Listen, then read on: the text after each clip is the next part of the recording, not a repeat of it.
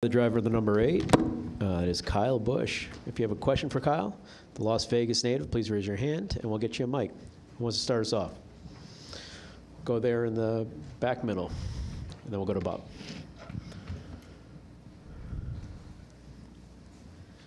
Hi, Kyle. Harriger, UNLV Rebel Report. Welcome back to Vegas. I know this is always a special weekend for you, so just what are the emotions like going into this one?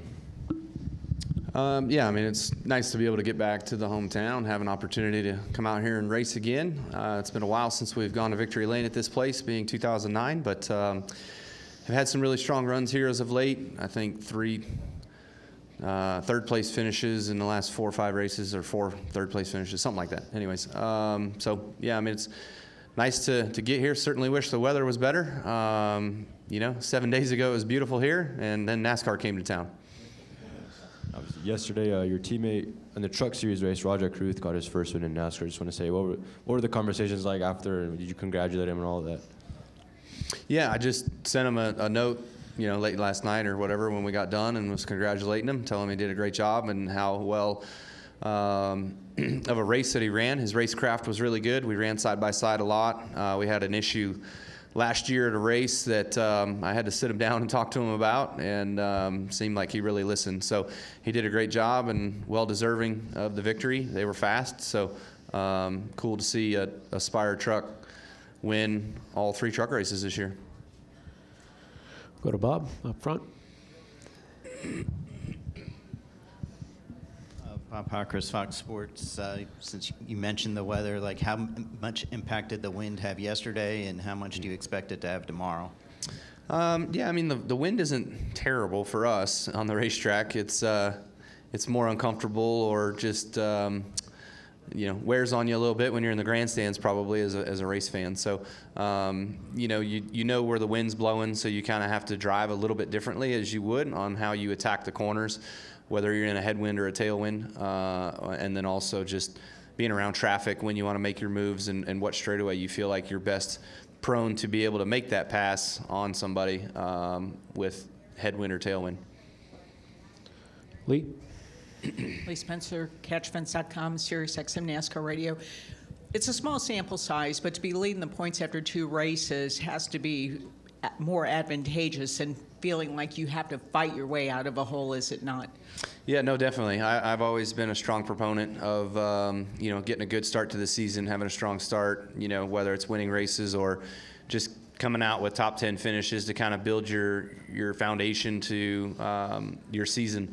And I feel like the first 2 weeks, if I would have restarted 1 lane different on the last restart for Daytona, we would have finished 4th, so we could be talking about a 4th and a 3rd, which would be really good. And we've actually been collecting a few stage points here so far this year, which has been good. So a little bit of a struggle today, a little behind on the 8 ball, and not where we want to be with our Camaro. So hopefully we can fine-tune it in for tomorrow. Really not much we can do with impound and going into the race, but we'll go to work.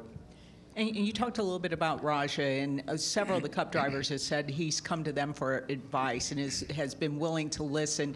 And I'm curious, with Brexton, coming through the ranks, how important is that for a driver to take that feedback and make something into it? And is Brexton spending any time iRacing? Is he ready for that yet? Is that, could this be, we see Rajah, we see William Byron. Is this just going to be another tool in the toolbox to get young drivers up to speed?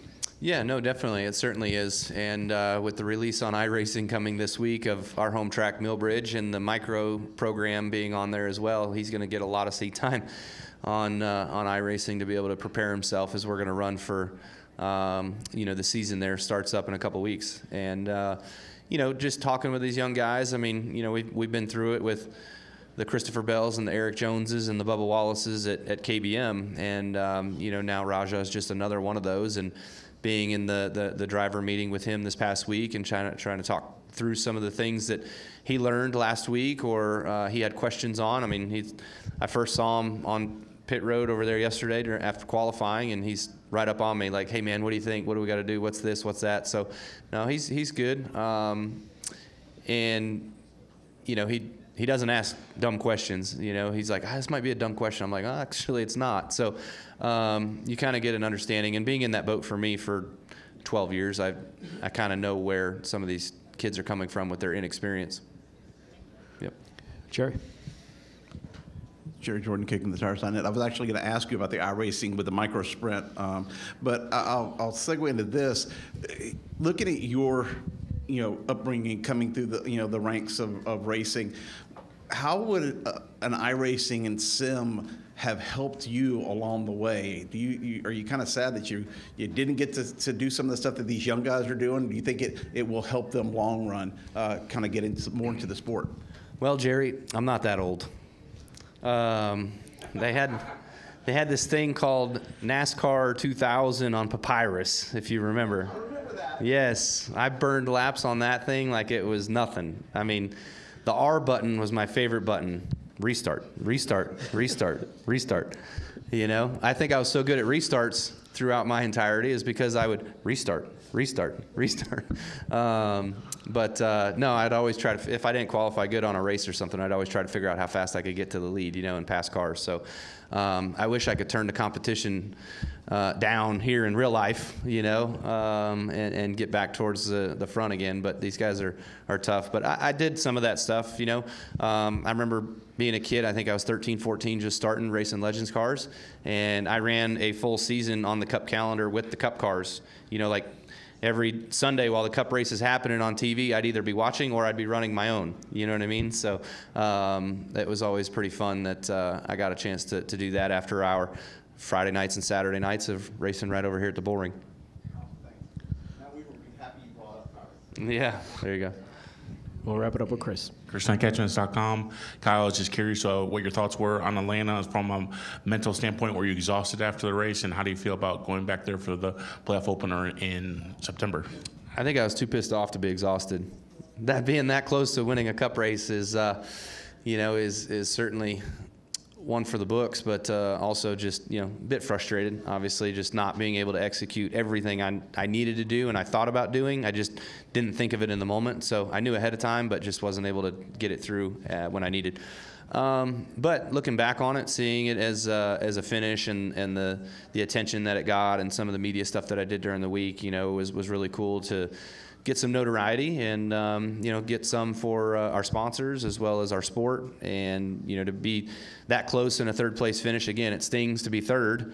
Much rather be the guy on top being able to take home a trophy, but was an intense race all throughout. I don't think you really saw much lollygagging like we did at Daytona, a lot of part throttle, saving fuel, all that sort of stuff. So we didn't get a chance to see some of that at Atlanta, really.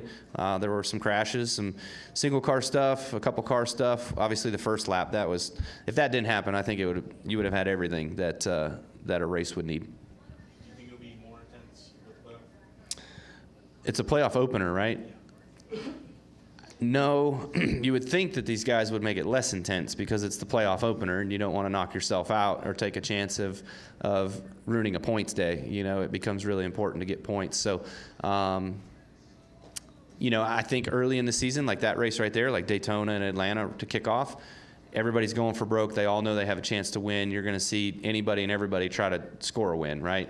And so when you get down to that Atlanta time, yeah, guys that are outside the playoffs still want to win to make their year, but I would think it would be a bit calmer.